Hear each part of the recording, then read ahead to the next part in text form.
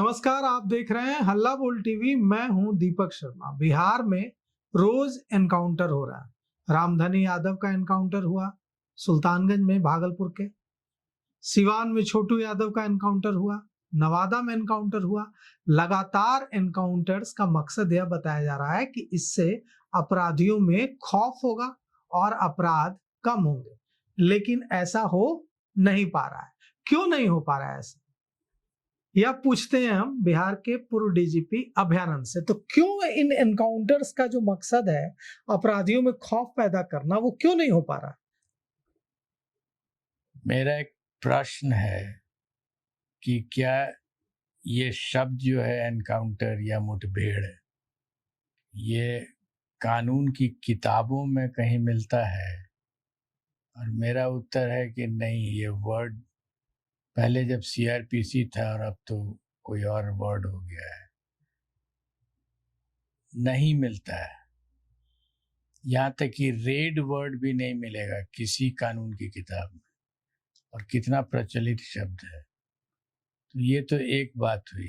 दूसरी बात है कि जब आप एनकाउंटर करते हैं तो ये शक्ति सिर्फ और सिर्फ राइट ऑफ प्राइवेट डिफेंस में आती है, जो पुलिस के पास नहीं, सिर्फ नहीं है, ये हर नागरिक के पास है।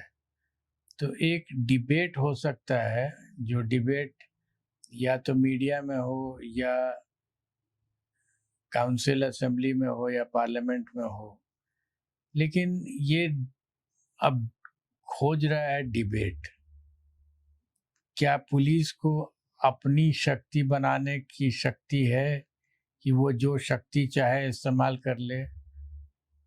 इस नाम पर कि क्राइम कंट्रोल करना है। हाँ, क्राइम कंट्रोल करने के लिए जो भी अस्त्र मिलता है पुलिस को, वो असेंबली देती है। कानून के दायरे में कानून के दायरे में जो लिखा रहता है वही।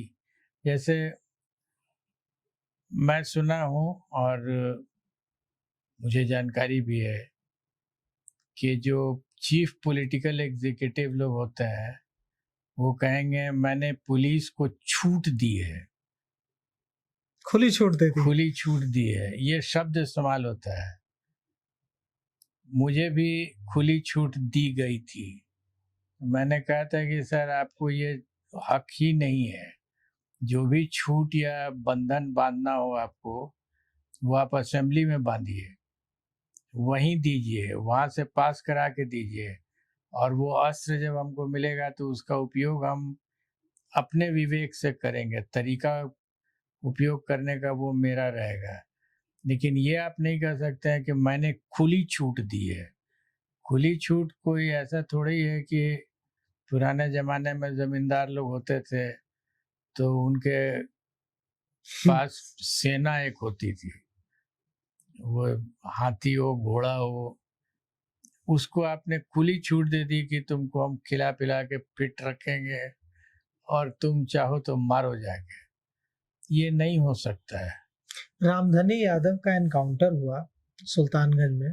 रामधनी यादव की बहू ने पुलिस के पूरी जो कहानी है कि वो भागने लगा, गोली चलाई गई, जवाब में पुलिस ने फायरिंग की और वो मारा गया। रामधनी यादव की बहू ने कहा है कि थाने के पीछे मुझे बंद कर दिया गया एक कमरे में और थाने के पीछे ले जाकर मार दी गई मेरे ससुर को गोलियां। रामधनी यादव एक क्रिमिनल था। उसने एक ऐसा दुस्साहस किया है, दफ्तर में घुसकर सुल्तानगंज में कार्यपालक पदाधिकारी को गोली मार दी, चेयरमैन को गोली मार दी। निश्चित रूप से उस पर कड़ा से कड़ा एक्शन होना चाहिए था। लेकिन रामधनी यादव एनकाउंटर में जो कहानी लेकर आ रहा है परिवार, इस तरह के एनकाउंटर के से क्या मैसेज आता है? क्या सचमुच इससे रामधनी यादव जैसे जो अपराधी हैं, कुख्यात अपराधी, उनमें डर पैदा होता है कि अगर हम ऐसा करेंगे दुस्साहस तो हमारा एनकाउंटर हो जाएगा? अगर डर पैदा होता तो बिहार का अपराध कब का रुक गया होता। एक नहीं, अनेकों एनकाउंटर हुए हैं। मैं आपको बताऊं, मेरी जानकारी में बहुत वरीय पुलिस ऑफिसर्स हैं जो रिटायर कर गए और उसके बाद उनका डेथ भी हो गया। उनके अगेंस्ट में मामला था पहले से सुप्रीम कोर्ट में। सुप्रीम कोर्ट ने आफ्टर डेथ उन लोगों पर एफआईआर करने की आदेश दिया है, आफ्टर डेथ। ठीक है, अगर एविडेंस मिल गया उनके अगेंस्ट में तो एफआईआर एक्यूज डेड लिखा जाएगा, लेकिन आप सोचिए कि उसके परिवार पर जो आईपीएस थे उनके मरने के बाद उन पर एफआईआर हुआ है। ये स्थिति बहुत खराब हो जाती है। और इसका सबसे खराब पार्ट ये है कि प्रोत्साहन मिलता है बाय सीनियर पुलिस ऑफिसर्स कि एनकाउंटर करो गलत तरीके से, और जब फंसने की बात आएगी तो ये पुलिस ऑफिसर्स कभी नहीं आएंगे सामने कि हमने कहा था। और ना पॉलिटिशियंस आएंगे, और ना पॉलिटिशियंस आएंगे। वो किनारे हो जाएंगे, परोक्ष में चले जाएंगे, पर्दे के पीछे चले जाएंगे, और जिसने किया है मेडल मिला या जो भी सरकार की ओर से मिला वो आगे आ जाएंगे और मार खाएंगे वो।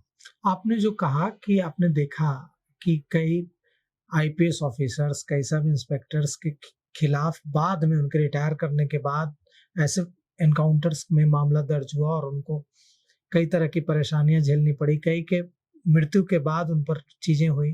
तो रामधनी यादव एनकाउंटर जो सुल्तानगंज में हुआ, छोटू यादव एनकाउंटर जो हुआ हाफ एनकाउंटर के नाम से मशहूर है, लंगड़ा ऑपरेशन लंगड़ा के नाम से मशहूर है जो बिहार में एनकाउंटर, हाफ एनकाउंटर छोटू यादव का हुआ और रामधनी यादव का फुल एनकाउंटर। तो क्या इन एनकाउंटर्स में भी वैसा हो सकता है जो आपने बताया? बिल्कुल हो सकता है। बिहार में बहुत सारे केसेस हैं। एक तो गया डिस्ट्रिक्ट का एक कोई थाना का केस है जिसमें हाईवे पर मारा गया था लोग।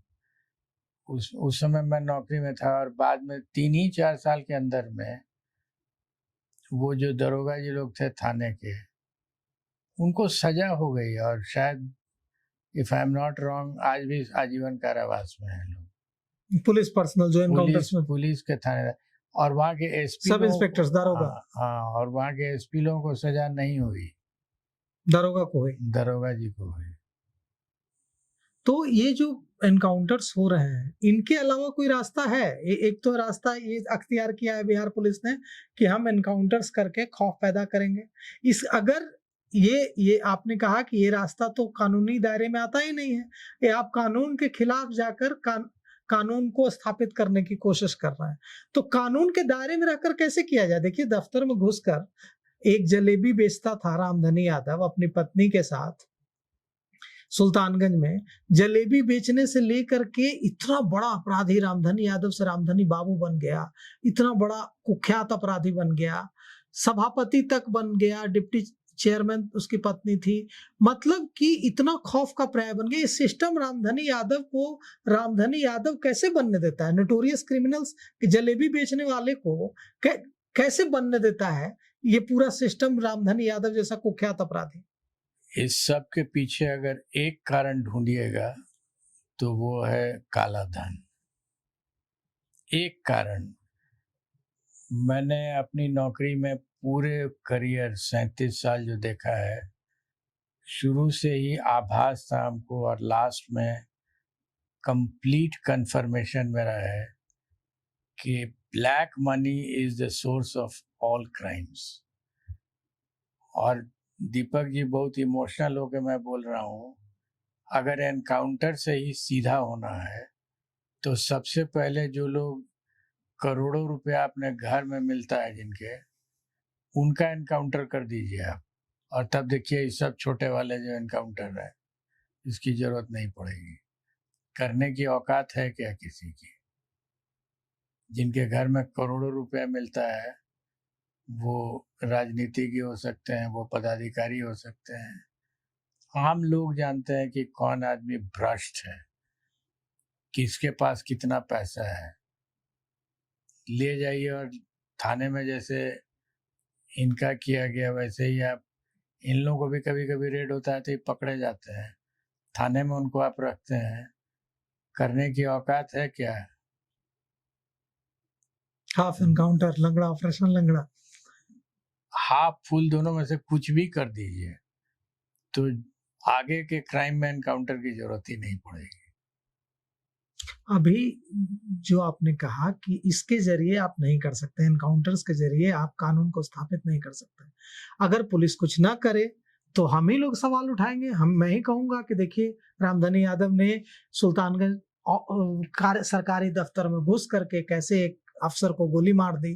टेंडर की प्रक्रिया चल रही थी, लॉलेसनेस है बिहार में। तो आखिर पुलिस करे तो क्या करे? कैसे स्थापित करे कानून का राज बिहार में? उसका भी उत्तर है,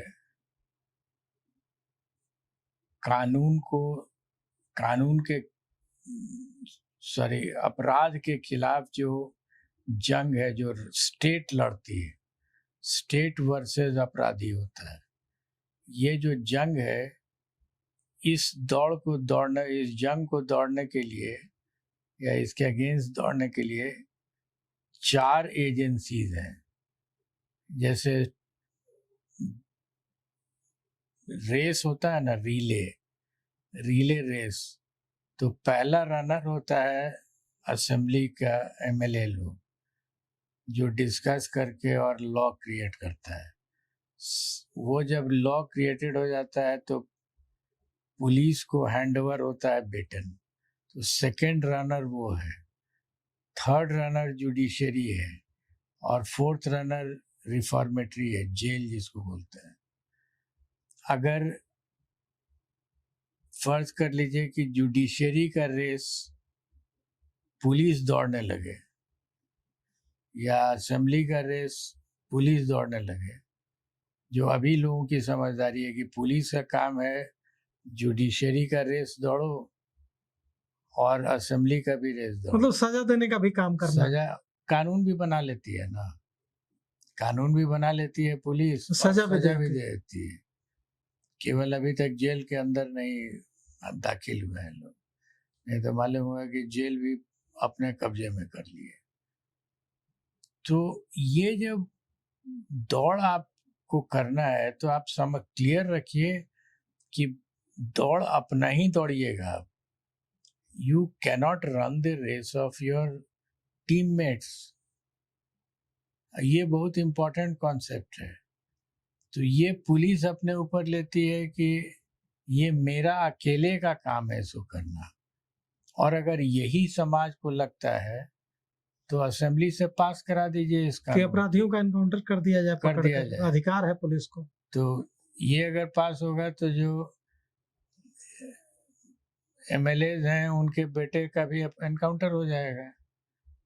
तो कानून तो सेलेक्टिव हो रहा है अभी तो हाँ, सेलेक्टिव हो रहा है, कुछ लोगों का हो रहा है, कुछ लोगों का नहीं हो रहा है। इसी सेलेक्टिव पर सवाल उठ रहा है। कई विधायकों ने सवाल उठाया है कि यादव जाति के अपराधियों का एनकाउंटर हो रहा है और दूसरी जाति के अपराधियों का एनकाउंटर नहीं हो रहा है। पुलिस सेलेक्टिव होकर यादव, आप देख लीजिए कि विधायकों का कहना है कि आप देख लीजिए विधानसभा के बाहर खड़े होकर, हमारे ही जो रिपोर्टर हैं राहुल, उनको इंटरव्यू देते हुए कहा विधायकों ने कि जाति देखकर बिहार में एनकाउंटर हो रहा है, यादव अपराधियों का एनकाउंटर हो रहा है। तो ये सेलेक्टिव एनकाउंटर के आरोप भी लग रहे हैं पुलिस पर। सेलेक्टिव केवल जाति के आधार पर नहीं है, अपराध के भी आधार पर है। अगर किसी ने गोली मार के क्राइम किया है तो उसको आप गोली मार देंगे, तो जिसने करोड़ों रुपया का गबन किया है या खा गया है उसका क्यों नहीं एनकाउंटर हो रहा है? उसका भी करके दिखाइए तो शायद हम भी एज ए सिटीजन इसको एक्सेप्ट कर लेंगे कि जब सबका हो रहा है, गोली मारी जाए तो जो घूसखोर है उसको भी किया जाए। तो देखिए, बड़ा सवाल है और इन सवालों का जवाब अब बिहार को ढूंढना है। अकेले बिहार पुलिस को नहीं ढूंढना है, बिहार पुलिस के साथ साथ बिहार विधानसभा को भी ढूंढना है। पुलिस को तो ढूंढना ही है, प्रशासन को भी ढूंढना है और सिटीजन्स को भी, बिहार के नागरिकों को भी ढूंढना है कि हम कैसा बिहार बनाना चाहते हैं। पुलिस कह रही है कि हर बार एक कहानी लेकर आती है पुलिस की, अपराधी को हमने पकड़ा, अपराधी भाग रहा था, अपराधी ने गोली चलाई और बदले में हमने गोली चलाई, अपराधी मारा गया। ये कहानी हर बार दोहराई जाती है। पुलिस कह रही है कि इससे अपराधियों में खौफ पैदा होगा। हमें भी लगता है कि इससे अपराधियों में खौफ पैदा होगा और अपराधी शायद अपराध करना छोड़ दें, लेकिन खौफ पैदा हो नहीं रहा है। इसलिए नहीं हो रहा है क्योंकि आरोप लग रहे हैं कि ये जो एनकाउंटर्स हो रहे हैं, ये सेलेक्टिव एनकाउंटर्स हैं। अगर अपराधियों में खौफ पैदा करना है तो ऐसा कुछ कड़ा मैसेज देना होगा जिससे अपराध करने से पहले अपराधी खौफजदा हो, अपराधी कांपे। तो फिलहाल इस पेशकश में इतना ही। आगे की खबरों के लिए देखते रहिए हल्ला बोल टीवी। शुक्रिया।